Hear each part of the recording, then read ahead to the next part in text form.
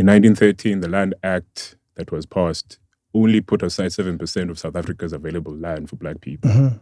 Already there, you are being told, this is yours. However little it is, this is yours. Cherish it. So the problem now comes back to transparency, which is important in politics, but they shut that down a long time ago. We never ask questions. And those who do, they die. The politics of the stomach will have your life sold for a cold drink. Talking about crime is going to be an ongoing thing because you are not addressing the reasons why people run to crime. King David Studio podcast. Because I've had this rare privilege of talking to so many political leaders. We're heading towards some call it an important election. I don't know why this is different. Maybe you guys will have an opinion on that. I think all elections are important because the country's planning is a long game. It's never a short game. I say in the state, So every election means something to the next generation, to your kids and so forth. What the mess we do now determines what happens to our countries. We've seen parts of our country deteriorate. We've seen towns that used to look amazing and now you can't even park your car there, So those are the realities that we live in today. So I thought, let me invite, relatively young people and we speak about this country of ours. Mina Senkalil, and I've already started recording. This is me. This is how we do this. Are you guys well? We all good. You're good. All right. Introduce yourselves and your age so everybody knows, if you're willing to tell us. So everybody knows what we're dealing with here. So they'll say, Marintwana. You know what I mean? Let's start this side. Thank you, Grootman, for having me here today. Thank you. Igama Utopian. Sure. Originally from Port Elizabeth, formerly now actually called Mabek. Yes. The age is 31 years old. I've lived in Johannesburg now for like a year and a half. Okay. But I spent 5 years living in Cape Town, and this has been an experience. It's been a definite experience. What is so different, and why do you say it's been an experience living in Johannesburg? Because I lived in Cape Town for 5 years, I had an idea of success that did not look like me. Okay. Because the aesthetic in Cape Town, if you go to the upper class suburbs, you don't see people that look like you. And coming to Johannesburg, you start to be reflected in the faces of the affluent and non-affluent alike. That's encouraging and disheartening at the same time. Ooh. Yeah, that's my experience so far. Yeah. And it's an ever-evolving experience, I think. Every day is a new experience. Every day is a new learning curve. You take the good as it comes and you accept the bad as it is. Yeah. So you've seen the worst of the worst and the best of the best. Yeah, definitely. Yeah. Definitely. I mean, one of the things that I've been disappointed by is being comfortable in spaces where I'm reflected amongst the affluent. But then finding that even in the affluent spaces where you see affluent black people, the service delivery is not up to par. And you ask yourself the question, why is it where we dominate, things fall apart so easily? Yeah. Where you go to Cape Town and things work. For all the troubles that you can lay at the feet of the DA or Cape Town, things actually work there, And you move to Johannesburg and... What do you say to those that highlight that Cape Town works in other places but not everywhere? Whenever they say that, they talk about townships in particular, and they say things work everywhere else, but not la. What do you say to that? Look, when I moved to Johannesburg, I drove here.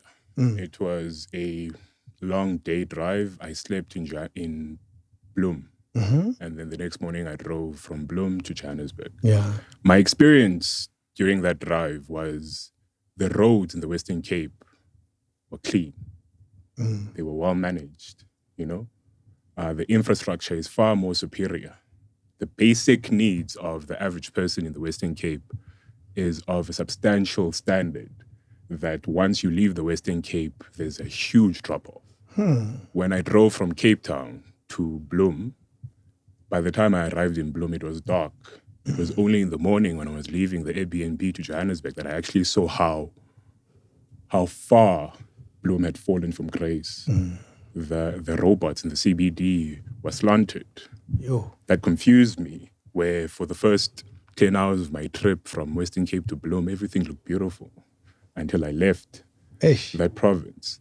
And so when people make the claim that Cape Town is beautiful in certain areas, I agree with that. I do agree with that. But then who are the people that are responsible for those areas that are falling apart? You know? Well, they'll say it's DA responsible for all of it. But we have ward councillors, you know? I think the issue in the Black community is not only here in Gauteng or Western Cape, but just in South Africa in general, is the excitement that politicians or political leaders have for public office, whether it's the ward councillor to the presidency. It's an excitement for the opportunities and doors that are open for them and their friends. And so if the complaint is that certain areas in Cape Town are falling apart, then let's ask a question, who's responsible for those areas? You know? Your observation is so interesting because I travel the country a lot. You see the decline in the quality of a lot of things. Basic, like the roads, are your first experience because you're traveling on them.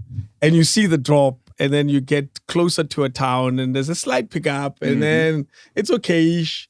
But you can see that it's okay only here. And Leh, it's not so good. And over there, it's not so good. And you keep carrying on. You see this a lot in a lot of parts of South Africa, that the countries, even if it develops, it doesn't develop the same way, at the same pace. Even if it doesn't, it deteriorates certain areas that used to be amazing. There are towns that used to be incredible.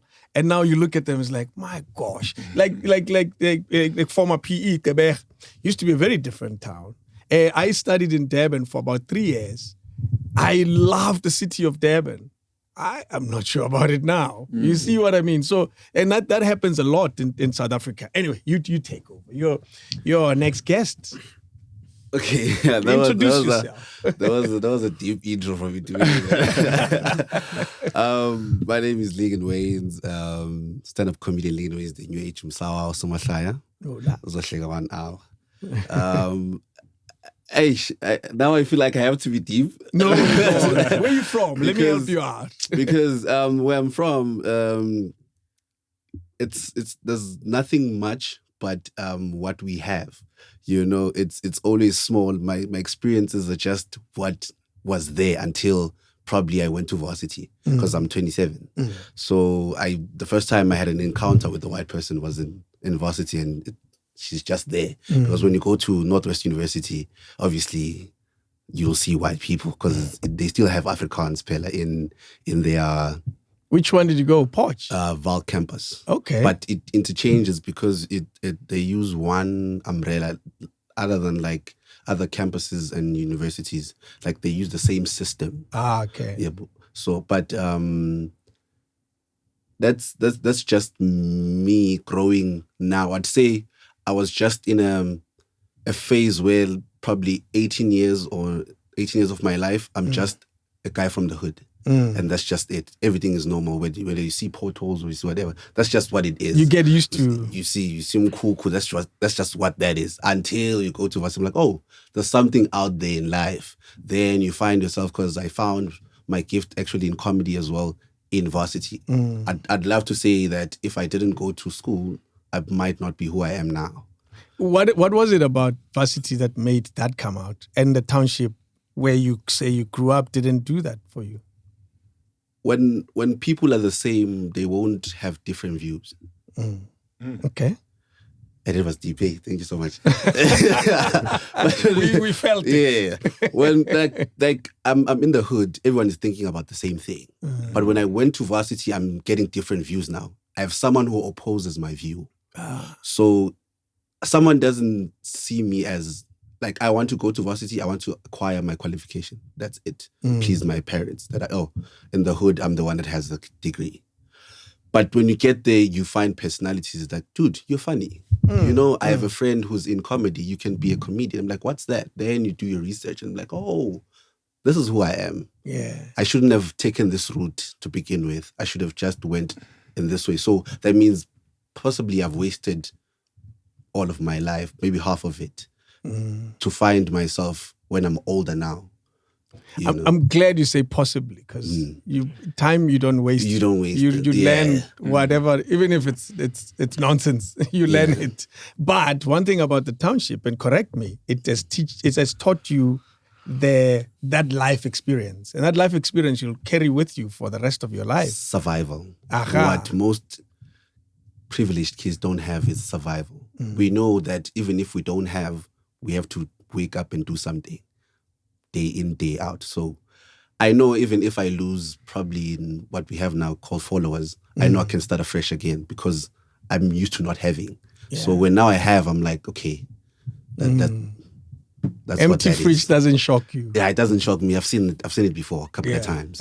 Yeah. At least for you, it's only a couple of times. But there's some abazali out there, like you won't see it until you're older. You were always full. Like your memory is like, even if you were hungry, but not that much. But now that you're old, they be slupega, man. But they try hide it so well. Yeah, that's amazing. Well, we'll carry on with our chat. Hey, Tada? How's it? I've seen you, man. I love your content from Pitori. Yeah. But you don't do that anymore. D-man. Good thing. Yes. Thank you for having us. And everyone is well-spoken. Yeah. No, I'm being honest. Everyone is well-spoken. Nuggets have the camera. And you shoot so much. No, I'm being honest. But then, okay, my name is Devato. I go by God's Butler on social media. I just make silly internet videos, which is vlogging. Yeah. And yeah, I'm from Mamelodi. Okay, born East Rand for Slorase, but I think batho ba bapaya ba tseba ke ploma Mamelodi, ke tswa Mamelodi. And then now I am based in Randburg because of the following, honestly speaking. Yeah. Couldn't have happened if big base bona bam following, Yes. Yeah. So your current job has to do with how you're vlogging. With my vlogging. I am a TikTok coordinator for multi-choices. So that means I summarize all these shows that we see on TV and post them on TikTok for DSTV so that we can drive people back to linear and watch those shows. Incredible how life has changed. Yeah. 5 years ago, a TikTok coordinator. There's nothing like Now that. it's a profession. Now it's like, what? Life has just changed so much. And I want to start with you. Your experience of South Africa now, it's a big question, I'm aware. But when you wake up in the morning and you're waking up into this country every day, what are thoughts that cross your mind about it? Yeah, waking up in this country, especially Mamelodi, it's like my thoughts are to reduce poverty, have a good life for myself, for my family. Being in, is it the slums? Kokasi, it's not nice, but yet it's motivating if you know what you want in life. Yeah. Yeah. Describe where you say you're growing up in the waking up in the slums. Describe where you used to live before you moved to Randburg. Even now, it's still still home. Yeah, it's still home. Yeah. It's still home. It's a shack. It's a 2-bedroom shack. It's me and the love of my life, my grandmother. And as I'm saying, like I just want to change that scenario of umkuku, just to have a nice, affordable living as well. Have a nice house. I'm not talking about a 8 million mansion. I'm just. But that would something be all right. comfortable. Yeah, that would be all right, of course. But yeah, I just want something nice for my grandmother and for my family as well. Incredible. Yeah. Jeez, yeah. The life of living in Mkuku for a lot of people is so far removed. Mm-hmm. You can't relate because you've never experienced it. Yeah. And describe living in Mkuku for all of us to get it. Like the challenges, for example. Honestly speaking, like I'm happy at home, and that's why I'm not even shy to show you, Jorge. I live in the shack. This is my home, and at that time, there's nothing I can do, and this is who I am. This is who I'm going to, to present to the world, whether I'm in a shack or I'm at a hotel sponsored by whoever. But this is my life. There's no challenges, honestly speaking. Yes. Like, I'm just content with what I have, grateful, and I know it's temporary. Yeah. But the optimism of a better life stays as part of your journey. True. Yeah. True. I want nice things as well in life. I see you reacted when he said living in a shack. Not really about that. It triggered a thought. Like there's something that he said that triggered a thought in me, which barely happens, But it happened now. When thoughts are triggered. Yeah, it triggered because your question was a South African experience. Yeah. And then I was like, what if because of how the government is, which is probably a capitalistic behavior more than a social one, many of us have an instinct to just make it on our own. That's what came to my mind. Because when you're going to ask me the same question, I was going to say, I just want what I want, and for my family, and nothing about the country. Yeah. And that's where we at with the question, what is the experience with the... When you wake up into a country. I don't even think about my neighbor. Yeah. I'm thinking about what am I going to do now that's going to help my family and myself. So that was just the thought. It's an important thought. Interesting you say it. It crossed my mind too when you were talking about your travels into different parts of it. And the experiences are different because at the heart of all of it, the self-interest is us individually looking at your own corner and looking at your own self-interest, looking at your own success as an individual. And I like that you brought it up, and I want you to expand further. Do you feel we lost something as a country by being such self-interested people? We are not seeing the country as a whole, or is there even value in seeing the country as a whole? Because one can say a self-interested person, my petty 100 rand, it's for them only, by the family obviously, but it's not going to be shared with total strangers. Historically, that used to be called Ubuntu, if it still exists, where your neighbors matter just as much as your family. So expand the thought of self-interest as a problem, because some say at the heart of our politics is self-interest. It's a problem because when you're more focused on self-interest, that means you are only taking from wherever. So in this case, if you're the government, you're taking from the people. So now when it's time to give back, you're like, I need more than them. So in the statement of Ubuntu, it means if I have 100 rand and I give people 60 and I receive 40, they can have means of giving others as well when they have. It's a cycle of growth when we move together. But when I'm alone and everyone is suffering, I'm the one going up and people are coming to me like, oh, Bra, can you please give me a job? And then our president will say, keep looking. Knowing very well that you won't find the job. Yeah. It's only you that has the resources. So as a country, we're not going anywhere. Because of self-interest. And if I can lower it to a community, if the only house in the street has lights and then it's dark, they still know. It can even affect you because now even the criminal behavior will start with, okay, why are there lights there? And then they will come to you as well. Yeah. So you are creating a cycle of bad behavior around you. Hence the looting, because we are hungry and you are full.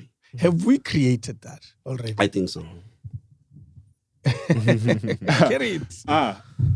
It's interesting that Uligan speaks about percentages because we have to put things into context to understand the present moment. In 1913, the Land Act that was passed only put aside 7% of South Africa's available land for black people. Already there, you are being told, this is yours. However little it is, this is yours. Cherish it. And that gets translated into the new South Africa as, let me take care of mine first. Nationalism is things for white people because back in apartheid, there was Afrikaner nationalism, not South African nationalism. Of course. In today's world, we do not have a patriotic idea of what it means to be a South African. It only means something to be a South African when Siya Kolisi wins the World Cup, you know? But beyond that, what does it mean to be a South African? Like, just as a South African, besides being a white South African, black South African, what does it mean to be a South African to you? We do not have a clear idea of that. It's fractured amongst black people. It's even fractured amongst white people. You know, I lived in an apartment in Cape Town where my landlord, he's Afrikaans, his wife was English. He had no contact with his family because they disowned him as soon as he married an English woman. Whoa. You know? So South Africans as a whole, we are fractured. Whites are fractured, blacks are fractured. We are fractured, unfortunately, due to tribalism, due to other factors, but it is going to be very hard for us to make any strides forward when we still act as this conjointed unit and we do not act as one. You know, politicians act for themselves. Business people act for themselves, you know, and the rest of us, what must we do? You know, we have no buy-in into the South African dream or the Rainbow Nation experience. Would you consider that at the heart of most, if not all, our problems?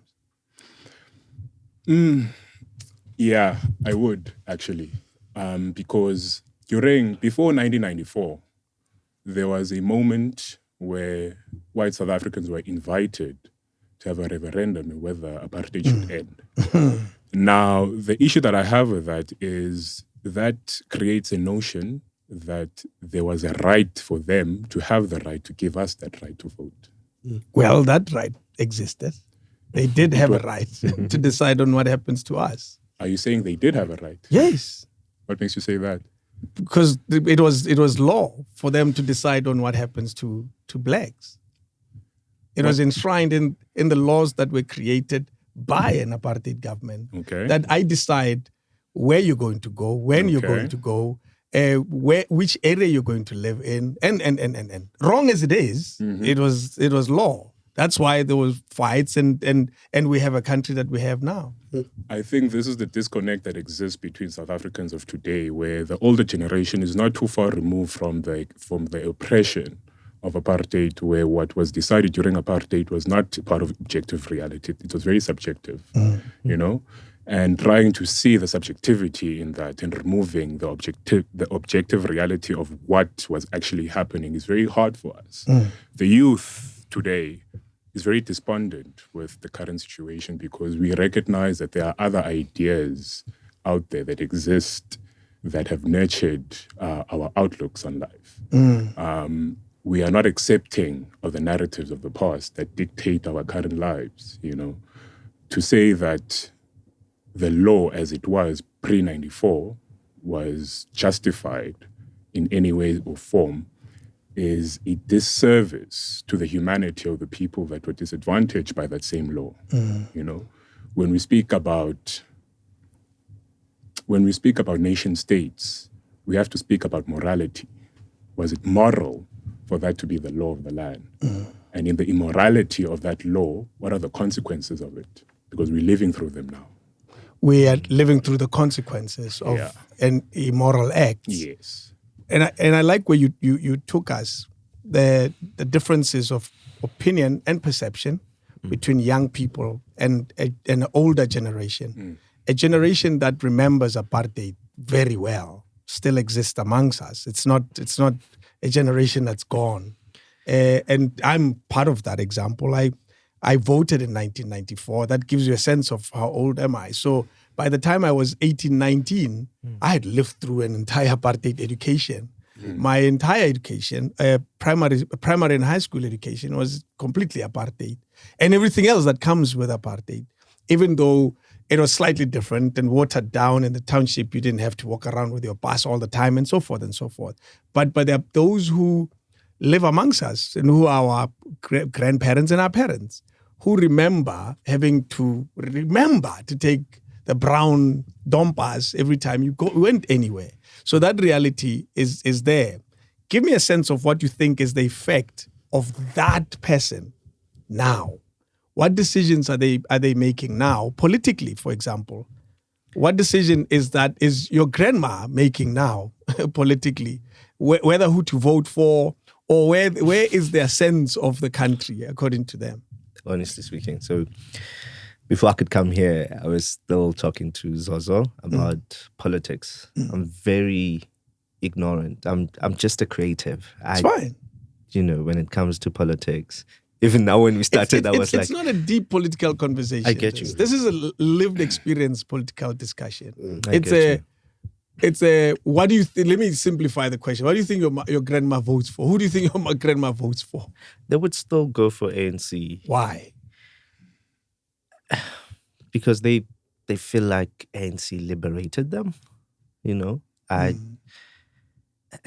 As I said, I'm just a creative. I'm Zingeni, but I believe my grandmother would still, because it's still, hey, ANC this, ANC that. ANC did this for you, my son. ANC, I believe so. I believe they would still go for ANC. Leon, do you think it's a justified vote? No. Okay. No, but that's how I think, to make it not political, that's how the old generation is, in particular, let me say abokoko. In a household where your grandfather has many kids outside, but she stayed. It's some sense of loyalty because you took me out of somewhere and I've been with you, so I'm going to stay. Okay. So it's a maybe so their main memory is in comparison with what they've been through. So if you have been bad to us for so many years and our memory of you is bad, we'd rather keep the lesser bad ones than us changing, because the first time we had change was being away from what's bad.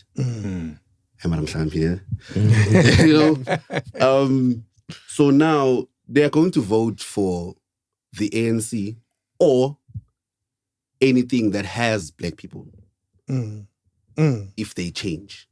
Nothing that contains white people whatsoever.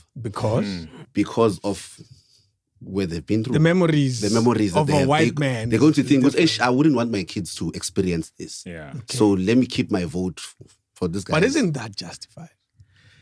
Like I'm saying, it is in a sense. But because it's them, it's the Gen Zs, the ones that are born free, like 1990 type of age. And then there's the 2000s. Who were... They know slight nothing. Mix. Yeah. They know nothing at all. They're just here for the vibe. Hence I would think... And they're voting this year. Hence I would think that's why the EFF would make their rallies eventful, like, people are dancing and what. The only way to capture them is through what they do, which is events. So us who are in 1990s, we were not convinced enough. Hence, us we're like, what is your manifesto? What are you saying? Because we know a bit about apartheid and we know a bit about freedom. Where do you know about apartheid? From our grandmothers, and we are probably the first generation to go to the interracial, multiracial school. So we know a bit when a white person will look at you and be like, "Hey, you are black," and now you see the difference. We know those experiences with racism. Them not so much, because even the young whites, coloreds, whatever, they kind of not racist towards one another because it's just vibes. Where they connect. Yes, it's just vibes. United. Us is personal, maybe in the workplace as well. We are in between the two, so it's different. Jeez. Do you want to comment on that? Yeah, I want to comment on please. that. It's important. I think it's important that Ligon points out the influence his grandmother has on him, because at the same time, during World War II, there was an experiment by Belgium scientists that did experiments on birds that were born in captivity. These birds had never seen a predator before. They've never seen an eagle, nothing. And yet, when these scientists flew silhouettes, cardboards cut out in the shape of hawks, they knew to be afraid. Why is that? When they studied that, they saw that the birds that were born in captivity learned behavior from the ones that were not born in captivity. The grandmother. You knew to be scared, not because you have a memory of it, because you have a passed on experience from the microaggressions, micro traumas that you have observed in your parents and your grandparents. And I see that happening now, especially with anyone that was born in and around 94. You have a distrust for anything that is not Black. But then the unfortunate thing with that is that you make the assumption that the average ANC or EFF or IFP voter has more in common with Cyril than with your average DA voter. That is not applicable. Politicians, as a psychological description, have more in common with sociopaths than they do with the average person. And so for the average person to think whether you're a DA voter or ANC voter, you have more in common with the leader of your party is a naivety that I cannot begin to express how absurd it is, because our shared experiences as South Africans should inform our decisions on who to vote for. But unfortunately, the alternatives that exist are divided along racial lines. If your primary form of commuting is Uber, Gautrain, or My City, you might be forgiven for thinking things are better than they are. And you might not be able then to sympathize or understand with your fellow Black person who's come from Katlehong. If you have Wi-Fi. Yeah, So I think it's a class division more than a struggle division, especially for the younger generations. The struggle divisions, I think, lies with your generation and upwards. There was a clear division amongst parties that Uligan was speaking of in Katlehong, where there were certain parts that were predominantly Xhosa and certain parts that were predominantly Zulu, and they fought, And those divisions themselves have their roots in apartheid, because the military, the intelligence services of apartheid South Africa made sure that those divisions were there in the first place. It was a design, not a mishap of misfortune. I think it's a class division more than a struggle division, especially with the younger generation. Before I go to the videos, I want to touch on something that you raised. Okay. That you are a creative who is focused on making sure that your life gets better. Yeah. Do you feel politics are important in the life experience that you have? Yeah, it is. Yeah, it is. Concerning, the roads, infrastructure in Mamelodi or Emakasi, the grants at some point. I mean, us as Black people, we disadvantaged from, the previous apartheid era, and now, I believe it is important. Then do you feel it's important for South Africans, old, young, of all colors, of all shapes, to take part in politics? And the reason I ask is because we continue to deal with a high percentage of South Africans who don't think politics matter at all. They don't participate. Fortunately, they're registered, so they bought the ticket. It's really hoping that they'll turn up at the event. But we're still dealing with that reality. So that's why that question matters. And it matters more to you because you said, I'm busy with this. Yeah. Because that tends to be the problem with this will see another day. Help me get you to that point where you'll feel you should be a part of this thing that we're dealing with? Okay. My view to politics, it's more of abantu abane, they're greedy. They just want everything to themselves. Okay.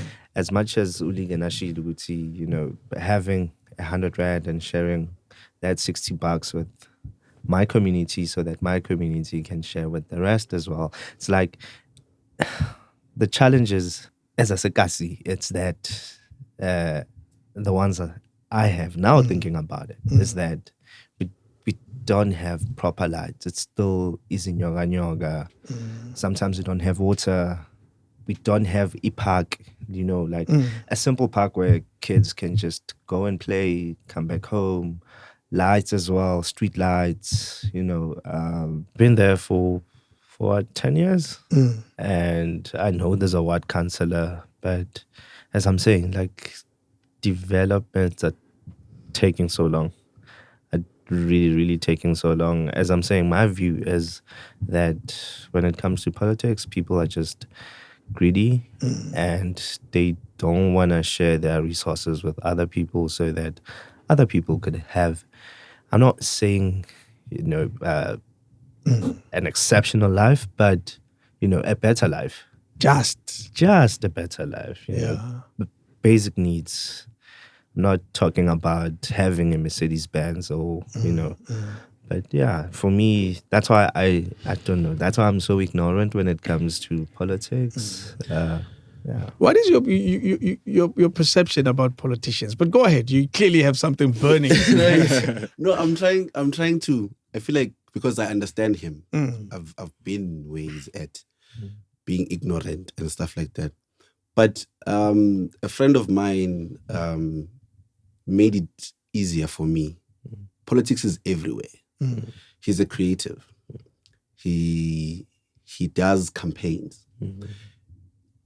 A slight show of, not even a slight, a big limelight that people, that's not English, but there's a spot that people are aware of but don't talk about when it comes to him being a creative and getting campaigns. Okay. They see that there's, let's say, 1 million TikTokers. But for them to choose, now they'll have to go down to a friend and be like, how many do you know and how many do you like? Okay. And then they will choose from those ones to do campaigns. Whether the other one deserves it or not, but because you mentioned that person gets the campaign. That is politics on its own. So there's people driving an amount of decisions based on what must happen on the socials. True. And that is politics. So it does affect you. No. I think he's aware that it affects him.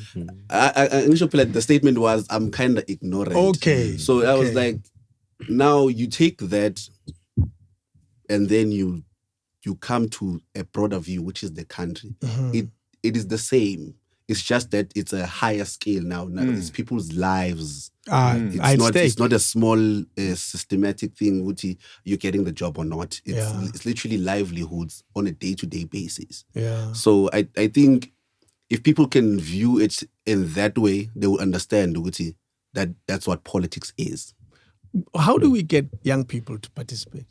You're a young person. I think so. You seem interested. I'm interested because my experiences have made me so. I grew up in the townships. I grew up in a time when God's Butler could not exist, where Uligan could not have a spotlight on him. And having grown up knowing the lows that are here in this country and the challenges to get even to a stable ground. And then seeing the other side, how the other side lives. The other side is the better side. The better side, the haves. Having coming from the have-nots, being in around the haves, it's very interesting how they are orientated versus us. There is an ideology of togetherness. But then the togetherness is limited to, unfortunately, who do you know, like Ligon was saying, United in class. Yes. Yeah. And unfortunately, if you come from the township like me, or you're still in the township, you do not see a buy-in to become us. You know, if you are not politically affiliated, how do you go in? You know, if you do not go to the right school, how do you get the connection to be introduced? So I think to get young people interested into politics, they have to have a buy-in. There has to be something for them in it. Otherwise, what's the point? Example? A buy-in is we can learn from the apartheid years. There was a policy of affirmative action for white people during apartheid times. And it was a very unapologetic policy where, are you Afrikaans? Okay, cool, you're first in line. Are you white, but you're not Afrikaans? Okay, you're second in line. Everyone else, you can wait there, you know? We live in a world now where that is not an option, because if the ANC or any party that comes up with a policy of affirmative action that excludes everyone else, we would be shunned. So we live in a world that would not be conducive to the type of policies that had put us here in the first place in favor of one group. But affirmative action exists. But it exists within the framework that serves the previous regime.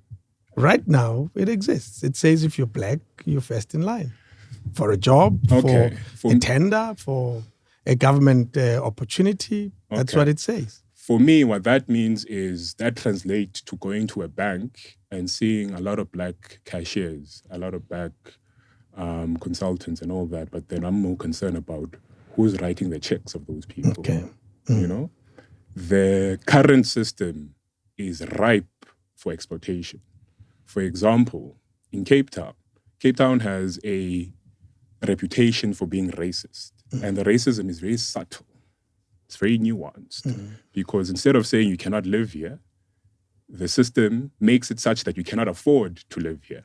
You know? And if you cannot afford to live there, what does that mean? It means what Ligon was saying. You are not being referred to the right people.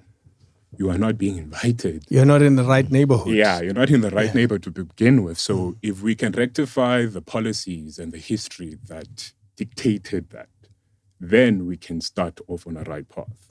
But then for us to do that, we have to remove the individualism that exists in our politics, you know? We have to act with the whole in mind and not me in mind and what I can benefit and my family can benefit. We all have stories where I spent my 30th birthday last year in Limpopo, and it was a beautiful safari escape on a private whatever. And the white safari guide that was with us on the safari was telling us about who owns that land. And we were there for like 5 hours, didn't pass the same tree twice. And the person that owns the land is related somehow to the premier of the province. And that's a common story in South Africa, where if it's a black person and they have something substantial of value that they own, they somehow relate it to a politician. We cannot move forward like that. It translates from the top down to where, let me take care of me and mine first. And then I'll see about the pothole down the road. And then I'll see about, It's that 100 rands. It's that 100 rands. Yeah. Let me think about my meal and my family first. And is that a running theme in your observation about politicians? Is that how you see these guys? That's how I see it. And in Mamelodi, there's a road that they had to build. It's been there for 5 years. It's, I don't know. People say this, people say that this road was supposed to be done in 3 years, 2 years, but Sningning, they would continue to do the road. Sningning completely stopped for 6 months, a year, and then what stories are you hearing about this road? Bajiman. Yeah, that's the stories we hear. Yeah. That's why I'm saying that for me, my view is that people are just greedy, especially when it comes to politics, that everyone just wants to put money in their pockets and doesn't want to distribute amongst What do you guys people. say to a guy who, or lady for that matter, who grew up in poverty. And now suddenly they have this opportunity in their career to become someone in a political figure, or a government official for that matter, senior government official. And there's a R1 billion budget that they manage. And they grew up like us here. And suddenly when $1 billion, it doesn't even compute. And it's not their money. They are aware of it. But they have access to it because they can use it to advance everyone's, the community, whether it's roads or whatever it is. But the poverty, man, any memories of poverty trouble you. And the reality of your life and your cousins who need to go to school and who need to, there's a cousin who has an opportunity to go to some university, totally let have acceptance, but they can't afford. And this person, and note, I'm not talking about a story I know. And this person gets tempted to help the family. Oh, mamu yakula, and he doesn't have enough, or she doesn't have enough money. What do you say to that person helping themselves to the money of government? We say later. They'll return the money when they've dealt with their problems. I don't know. It's a matter. It's a psychological matter, at hand here, because there's a reason why there's financial advisors. When you they're like, come here, let's talk to you, because you were not prepared for such an amount, for a windfall. So you might not make the right decisions because it's a huge amount at disposal. So now this one, I think also. Let me not deviate before. Let's remember it's not yours, this one. But carry on. Access. Yeah, but it's not yours. You have never had such an access before. Okay, yeah. And out of 70 million people, you're the only one, or there's 20 of you that know that this amount exists. And you have access. And I have access. So if I can tell you that bridge you're talking about is worth 50 million, you're not going to say, you're lying, I'll tell you that it was 50 million. I know it's 2.5 because now I have to deal with my issues because I have access. So the problem now comes back to transparency, which is important within politics, but they shut that down a long time ago. We never ask questions. And those who do, they die. Like literally, they die in politics because you're asking too much. But now maybe they don't kill you physically, but they just somewhat disappear, or their career just goes bad. They're no longer up there because they're asking about that sense of transparency. So now, because I have access to 1 billion, I'd rather, help myself because I know definitely no one is going to ask. And nobody knows. The price of the bridge. So I wouldn't blame them per se, but it's all a system that can take us years or even, years and years to come for us to break down because that system is still working till today. When you started answering, you said, I don't know. You felt it sounded conflicted by this person's problems versus their access. Yes, because I know the evil side of me is saying that I would do the same. Ooh. We're not voting for him. Definitely, that's why I'm not in politics. The evil side of me is like I would do the same. I would help my family and help myself. But now the good side is like I might have been programmed to think like that already, to make those decisions because if the bad decisions. Yes, if Mr. Jacob Zuma was stealing. Cyril is bound to steal because that is the system that is there. That's why they were like, sonke siyakanga. I remember there's a phrase we all have. What's that? What's it? Skeletons. Yes, there's a minister that said that, right? Yes, that's what I mean. We all have our skeletons. It's because they are together. Maybe what the other politicians would say, what Zuma did was he used to steal, allegedly, and give to them. Hence, they have their skeletons. But because the new one is a capitalist, he steals on his own and would hide it under the bed, allegedly. You know, it's a couch, but it's alleged. But it's different type of stealers, but it's the same system. At the end of the day, as much as I have that access to that billion, whatever I do, I have to steal. That's the mentality that's there. Same question, because I realize I'm getting different answers. Yeah, there's so much to touch on there. I think I would begin to answer your question by saying that to the person who finds themselves in the position of power, remember your ethics. Remember your guiding principles. Nelson Mandela was asked on the Downing show when he was released from prison in the 90s about a number of controversial decisions that he had made regarding Israel and Palestine, where he said, you cannot change your ethics depending on who you're dealing with. Otherwise, you are not a leader to lead. You're not fit to be a leader of anyone. And unfortunately, what Ligon is saying is true. The Zuma years were touted as being the great years for Black excellence or Black business and whatnot. But then the unfortunate thing when you do a more deep dive into it is, there was theft. But unfortunately, the theft trickled down from the top to the bottom, where the Black people got the tenders, but the jobs are not done correctly, because the driving principle in the first place was not to improve the lives of anyone besides the individual involved. And that translated from the top down to a culture where everyone knows in South Africa, you buy a policeman a cool drink and you are good to go. So in essence, going back to the bridge, it starts with the senior. It's bound. That behavior is bound to trickle down to the lowest guy, a security guy who's looking after a small building and is saying again and daughter, here's 50 rand. It's trickle down corruption. Yeah. You know, if Ubaba is doing it, why wouldn't I? No, Ubone, that's where you learn the behavior from. Yeah. And so to expect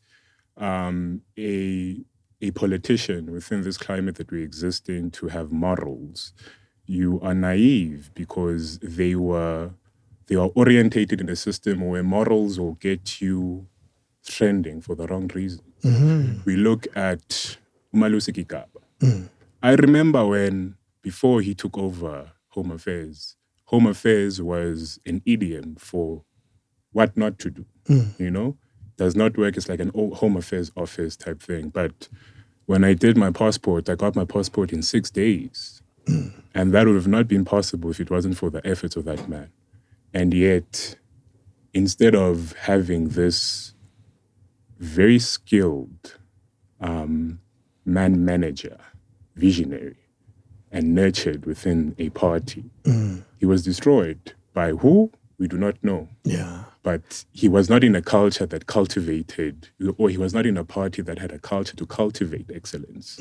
You know, he was deviating from the memo of the party that, we are not here to fix anything. We're here to enjoy. I want to talk more about Umalusi Gigaba, but it's fine. I'll leave it. Okay. Education, at the heart of success of any generation, of any country, is what you do with the young people, because they're the ones who are going to lead the country, particularly starting them from elementary school.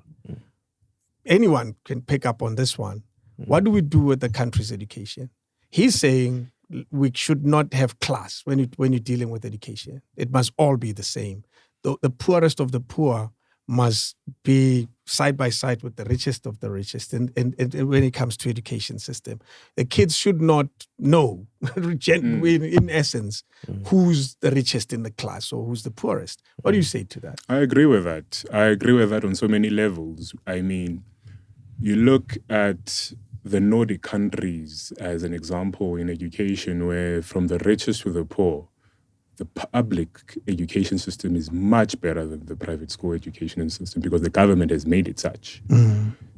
Where I think we fail as South Africans, or the South African government and South African society, is we are not wary of the impressions we give to our children. Yeah. You know, a child at the age of 5 does not know if they're rich or poor, but by the time they finish primary school, they will know. And whatever their education taught them of themselves is what they're going to carry for most of their life until they get to a point of self-actualization. Having a leveled starting point is the signature of a society or country that has the best of intentions for its people. And unfortunately, the past 30 years has failed at that. There is a strong inferiority complex, or group inferiority complex of the Black population in South Africa. You quickly learn, or you realize at some point that, hey, I'm actually poor. You know?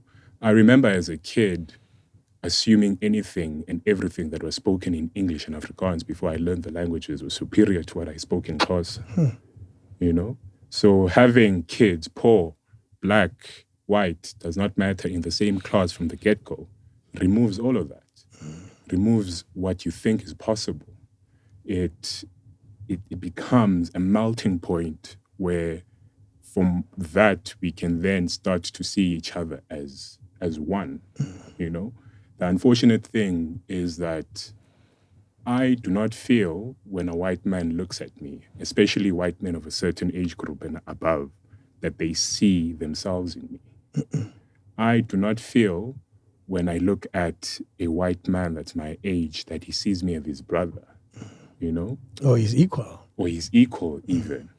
To a point where we see these microaggressions when we're out in the real world, where someone is used to dealing with people that look like you in a certain way, and then they have to remind themselves that, hey, this is not my garden boy, you know?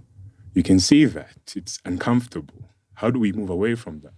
Because if you grow up and your orientation is some whatever school in the middle of nowhere, you are already being set up for failure, because you are probably going to have a teacher that's underpaid to care enough, too underpaid to care enough.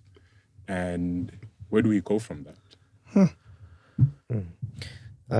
Equal education for everyone. I totally agree. So that it means they have to retailer the school and Sile Cantini, don't come with your fancy lunchbox.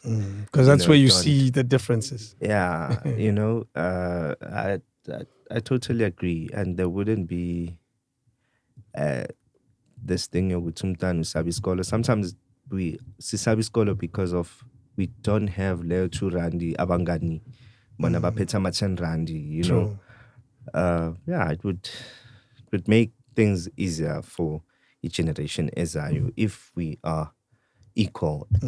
And Sizoba vocal, I've realized that sometimes we're not vocal about certain things because Sisanaleyo fear. So if equally we can speak our opinions, our minds anytime with respect, of course, but Sizoba vocal. I believe so. Do you think it's possible to, because let me tell you something I've picked up from talking to politicians, particularly now building up to elections. There's a lot of dreams, and some of them seem far-fetched considering the reality. It's good to dream of building a house in New York. But when you look at your current situation, you say, that'll take too long. Maybe I should build it in Sandton first. So do you think it's a realistic ambition? There's utopian reality of education that says we will all be together, transport or together, all of that. It's possible. It's possible, highly possible. But now what comes to my mind, it's when you're promising something, actually the steps in politics, it's the promises, why I should vote for you. And then it's the It's manifestos. It's it's a handover. They must give it to them, and then it's the mandate taking from us what we want. I get it now. You promised what you want, what to do, and what we want as well. It's the mandate taking, and then it's the execution. So what this can take years, probably not even my lifetime, my generation, but, you know, and the question that came as well when you guys were talking was psychologically there's the nature versus nurture conversation that psychologists have. So us taking the kids to school in a uniform condition, systematic behavior where they'll be equals is okay. But now us as parents, we should be working so hard for your child to look the same as others. That's where maybe I'm playing devil's advocate, because some people would be like, right now, before we take that decision, I'm like, I still want my child to be in a private school. What's this uniform now? What is this? No. I can teach my own child. So again, the views or the dreams that they have to convince the parents as well, because the kids have nothing to do with this decision. So if people want this decision, they will gonna have to vote for him. But now the people that are against let's be equal, are more superior than the others, you were saying, wouldn't vote for him. So it might not happen, because let's not be people who just agree with it. There are people who are just pure evil, who just don't want things to work like you in a uniform. I want formation. chaos. I want chaos. I love so chaos. Those people will be like, but this is a great vision, and I see it happening. But but it has to start. It has to start. The sooner it starts, the better. Still have to vote. Since you say it's a long runway, this. It's a long one. You're thinking. I'm thinking. Yes. I'm thinking because at some point I had the privilege of frequenting the lower and upper campuses of University of Cape Town. And I found myself this one day sitting at a bench that had a view of the city. It was one of the most beautiful views that I'd ever seen. And I brought myself to a place where I was imagining the generations of people, mostly white South Africans, that have sat on those benches looking over the city and thinking, yeah, this is ours. You know? That level of thinking of, yeah, this is ours. Yeah. When you then orientated at primary whatever in Katlehong. Mention a name of a primary. Ndogozo primary school. What's your view? And where do you see yourself? Yeah. Even if you make it to UCT, do you have the presence of mind to go sit at that bench and just admire the view? When did you do that in your childhood? And so the unfortunate thing that happens in this current situation we find ourselves is we are being ruled by people that are qualified and educated, but unfortunately their upbringings were upbringings that orientated adults that do not care about making sure that the simple things are there for the masses, like walkways to take a walk in the morning. Do you fault them? Yes. How do you fault them if circumstances were completely beyond their control? Because the average South African that consider themselves middle class or upwards did not start there. But they reached a place of solitude and reflection where they accustomed themselves to certain pleasures that were unavailable to them. And so you cannot tell me the average MP does not have a quality of life that gives them access to those recreational activities. And for them not to see the emphasis or need to make sure that others have access to that. However, they carry the trauma. They carry the trauma, but it is beholden onto them as leaders to move past their own traumas for the sake of ours. At some point, I had the experience of seeing the state home of the Premier of the Eastern Cape in King Williamstown. He had a security hut at the entrance, a maid's quarters in the back. Anyone that lives in that house, or yet alone that neighborhood, is too far removed from the realities of South Africans to know them. And their past traumas, whatever they might be, are too far removed from their reality if they live in that zip code. And so for them not to bring themselves to a place of empathy to understand that where they find themselves is not for them. As a politician, you are a public servant. You have to serve the people, not yourself. And part of serving the people is serving the greater good of the people beyond yours. What do we do with convicted criminals in South Africa? They've done their crime, and now they're in jail. What do we do with them? Yeah. Right now, they just sit there. I'm just thinking, is a prison a rehabilitation center? You know? Guys, documentaries I've seen are super scary about prison. I don't think anyone deserves to be there. I'm not saying if you did wrong, but then tell us what you it's say. not a rehabilitation center. Where should they go? Yeah, that's a tough one. That's a tough That's one. why I say, imagine a lived reality of your own life. This person has raped your cousin, and they are arrested. They go through the legal process, and they end up being convicted for rape, and they get sentenced to 10 years or whatever it is. What happens to them in jail? In prison? Do they just hang out? Currently, or how it should happen. Your vision. What should happen to them? Yeah, they need to be arrested. Right? That's done. They're already in there. Yeah. And they need to be rehabilitated, psychologically. They should see someone, a session every day, maybe, try to help them to be a better person. If it means changing the little habits they have, going for exercising, reading books. And make it safer for them as well to talk. Okay. We shouldn't isolate them or ignore them. They should know that, the world is still out there for you, and we're going to prepare you psychologically, mentally, physically, so that when you go back, you don't repeat what you did. Some will say you're very lenient, but let's hear yours. Very lenient. It's very lenient. I think it begins with our rights, right to life.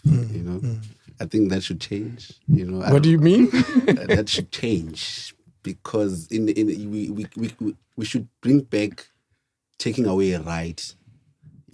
Because if someone by intent was planning to murder 6-7 women and children, that person is no longer human by definition, because they can't even care for a livelihood of others.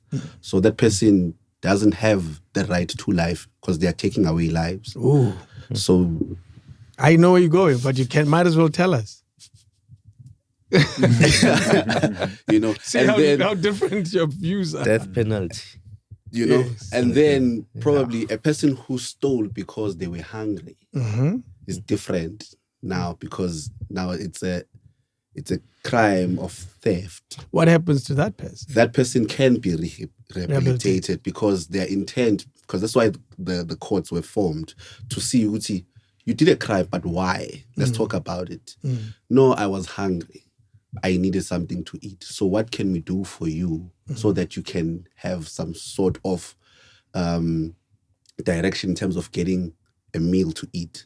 Then you go to prison, and then you get education, which that one I don't understand, because some of them don't even get the jobs after because they have criminal records. If I'm a lawyer from jail, unless I have access to creating my own firm, then I'll have a job.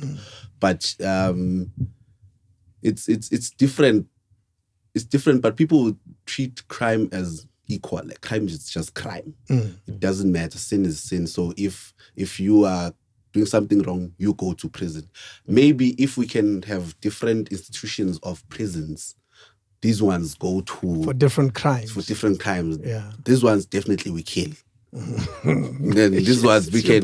Sorry, So but they this don't one we even can. need a prison with those ones because We'll call it a funeral system, you know. you're brutal. But these ones, it's petty crimes where, like, you know, they needed to do that to gain something. Yeah. Then I can be lenient toward those. Okay. So you say you lose your rights if you've done a certain particular crime. Yes, but Robin Hood, we can help him out. Someone who steals And to give For back the to greater good. Let's hear it. It's always a tricky one. Hey, And what I like about this question, it always gets different answers. It's the land issue. Always gets different answers. Let me hear your take. Hey, these takes that God's Butler and Uligan have given me, I hear the merits of both, and here's my opinion here. The average prison guard in any prison in South Africa is reminiscent of some of the characters that Ligon has made famous on his TikTok. Because Umalume, we love Umalume, and we all have Umalume in our families. But Umalume is traumatized. It's a fractured ego, personality of what Umalume was supposed to be in the family or in the community. And so Umalume, being a prison guard, does not have the emotional availability to be a psychologist to the inmate. But he's saying maybe they should see someone who's a psychologist. Then I have to go back to Ipoint Kabongane about leveling the playing ground in terms of education, because it becomes harder for the prison guard to sympathize with the prisoner when the prison guard feels there's so many things that separate him or her with the prisoner. It becomes easier to have empathy for the prisoner if there is something in common that you have between the two of you. And if you are orientated from an early age in the same schools with the same beliefs, you know, it becomes easier to see that person as a person. Where I disagree with Uligan is with the death penalty. I do not think until the politics of the stomach has been addressed, the death penalty will be viable in South Africa, because your life will be bought for a 20 rand in this country. Okay. You know, for a cold drink in this country. So we are not there yet. Our constitution protects our right to life. And I have a lot of issues with our constitution, but that is one of the things that I have to commend us for, the right to life. Because what do you become when you feel you have the right to take the life of another, even if they took a life of a person? What do you become? The justification is exactly that what you've done is taken someone's right, so you deserve the same. For me, I take it back to the 1992 referendum. It was never the rights of white South Africans to give the rest of us the right to vote. And it's not our right to take the life of another. Okay. So what do we do with these prisoners? We have a long-term project as South Africans to work on. Not for us, but for future generations. And it starts with leveling the playing ground. You know, the signature of any industrialized, developed nation is whether you are rich or poor, the transportation that you take is probably the same. Whether you are rich or poor, the education that you get is probably the same. And so until we get to a point where we've leveled that playing ground, we cannot make such drastic decisions of taking people's lives or having idealistic ideas like of being psychologists when we are broken individuals ourselves. You know, we do not have the emotional intelligence or availability to get to that point yet. But if at least we recognize that we are not there, we can then do the necessary groundwork to get the next generations there. Because we failed in the past 30 years to do that. The culture of crime, how do we address that? We seem to have high murder rates, high robbery rates. We all build high walls with electric fence and then so forth, spend more money on security than a lot of things. How do we deal with the culture of crime that we all accept that already exists in this country? What is your take? Abotsotsi bakhona already. I don't know where they taught us about this. I don't remember. But was it in geography. Probably it's probably in geography in high school. But it all boils down to where we are as a country. Like where there's hunger, there's going to be crime. There's going to be violence. Remember, to begin with, there's problems that you can't solve for me, so I have to solve them either way. Because like I said in the beginning, you're the only house that has lights. We don't have. So we need you to feel what we are feeling. So that's why people from... Initially, there's even a series, I forgot its name, where the soldiers, I'll say MK for now, but the soldiers in the past would go to the white communities and steal stuff, or not even white communities, heists where they have money, and then they'll bring it back to the community. That boils down to the fact that they were hungry to begin with. Because they have access to weapons and whatever, they can fight for the people and give them food as well. So if we still have a lot of problems, people will find solutions. And it might not be in a good way, in a systematic way. May not be legal solutions. Yes, because they're really hungry at the end of the day. And remember, the government doesn't come to you directly, well, until they need votes. But in the 4 Have years... you seen anyone? I don't even see them. So it goes down, there's a budget that comes down, and we are in Katlehong. It started in Sentin. Even when they deliver clothes, they go to Sentin first, and then they deliver the clothes, then we come down, we get, this item is not available here, it's available in Sentin. You see that solutions vele were not favorable for us. So chances are we will never get the solutions of having a nice, smooth street. Then crime will persist. Then crime will persist. Tricky one. It all depends on our politicians, on them being transparent and being devoted to do as they promised to Labantu. Because gradually it could be, isn't Ozizolunga, but if our politicians say, this is on Akedi Strata, and yet that money disappear, Yogaki Strata. It's a trickle-down problem. Then Goodbye King still crime won't be eradicated anytime soon if our politicians are not transparent about their promises and about delivery. It all depends on that. And Itumiling must remember, he said something about ethics. Remember that ethics is determined by the society itself. So your ethics are not mine.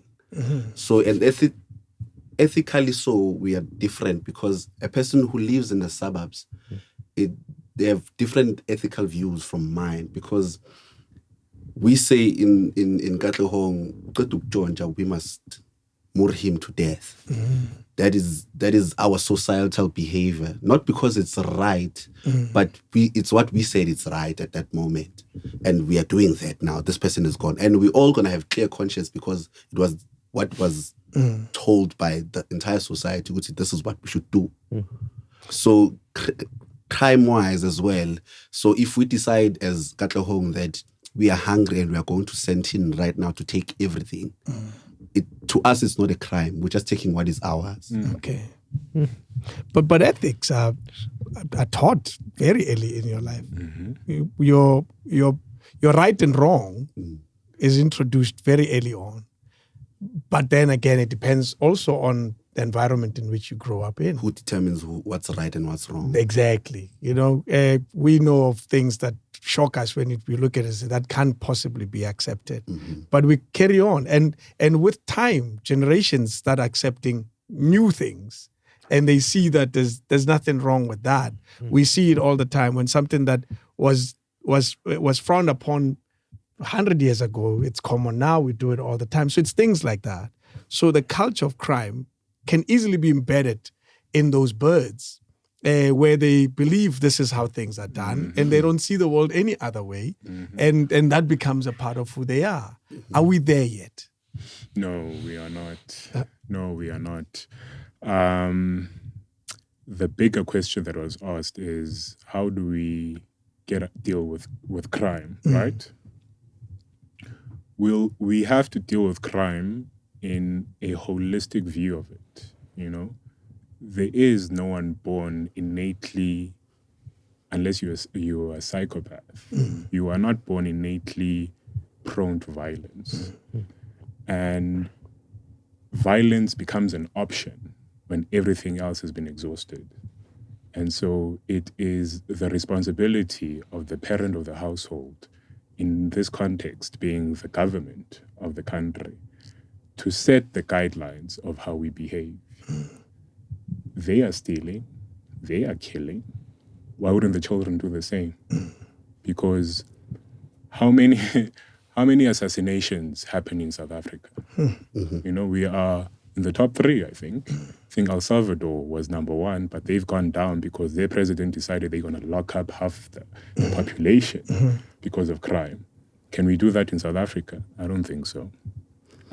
We are not there yet because, again, the politics of the stomach will have your life sold for a cool drink, you know. So until we address that foundational issue, talking about crime is going to be an ongoing thing because you are not addressing the reasons why people run to crime, you know. Yeah. So it's that if we don't solve the problems, crime doesn't go away. Yeah, crime doesn't go away. It is a proven fact that youth that has opportunities for education, for wealth creation opportunities, for marriage, for settling down, have lower levels of delinquency.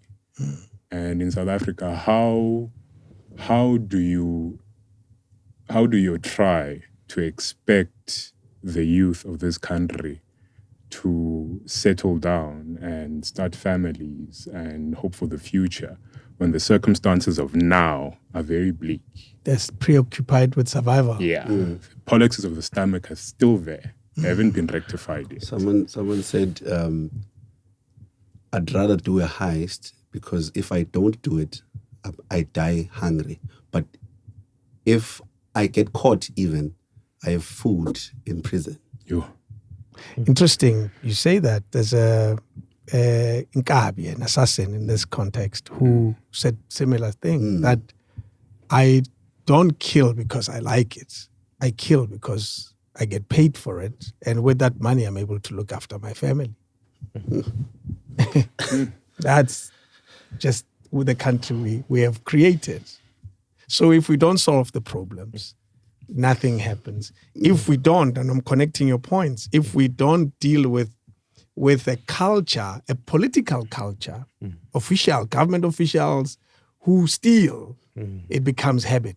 Everybody says, "Nam ngayenza." Isikhathi sethu sokudla. I've seen a poster like that in previous elections. I want to change players. You guys don't mind, right? Thank you so much. It's been amazing. I've enjoyed it. How long did we do it? Whoa! We talked too much. 1 hour, 29 minutes. Wow. You just see it. Didn't see it. Yeah. I knew it was going to be long. King David Studio Podcast.